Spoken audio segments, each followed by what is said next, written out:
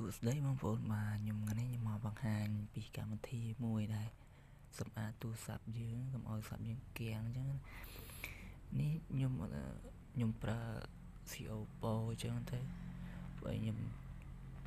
មានរៀងកៀងអញ្ចឹងទៅខ្ញុំមានកម្មវិធីមួយដែលសម្អាតបានល្អអញ្ចឹងណាអ្នកទាំងអស់គ្នាដែលប្រើទូរស័ព្ទ Oppo CO Pro កៀងវារៀងតាក់កៀងអីអ្នកនរគ្នាអាចមានកម្មវិធីនេះទូរស័ព្ទដៃរបស់យើងអាចប្រហែលមានហើយកម្មវិធីហ្នឹង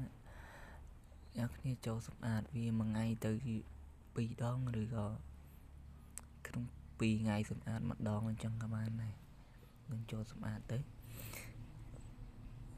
កម្មវិធីនេះជំនួយកុំឲ្យទូរស័ព្ទយើងកៀងអ្នកនរគ្នាយើងអាចសម្អាតមួយថ្ងៃម្ដងឬក៏2ថ្ងៃម្ដងក៏បានដែរស្អាតដូចខ្ញុំមកគឺធ្វើបែបហ្នឹងមកឬយើងដាក់រូបថតអីពេញអញ្ចឹងទៅ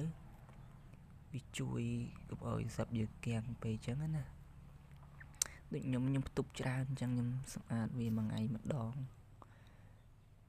អ្នកនរគ្នាចូលឡើយមកសម្អាតបែបហ្នឹងមកនេះចុចពេលក្រោយខ្ញុំអត់ចង់អាប់ដេតវាទេជំនួយទូរស័ព្ទរបស់យើងកុំឲ្យស័ព្ទយើងសូវកៀងអ្នកដែលប្រើស្រីទៀបអីចឹងណារ៉ែមវាទៀបចឹងទៅសម្អាតវាទៅចាំទីសិនទៅពងតែសម្អាតធ្វើបែបហ្នឹងគឺទូរស័ព្ទយើងអត់សូវតាក់ចឹងណាអ្នកនរគ្នាសម្រាប់ខ្ញុំធ្វើ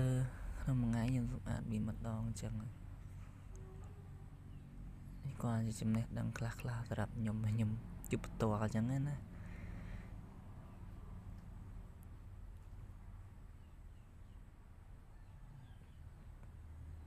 ចាំវាទីសិនទៅ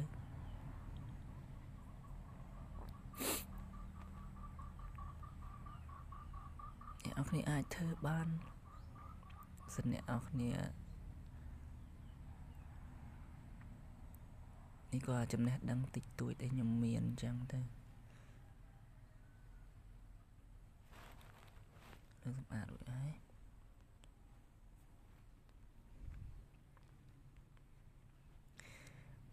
កម្មវិធីមួយហ្នឹងអ្នកនរគ្នាបាទមានទេអ្នកនរគ្នាអាច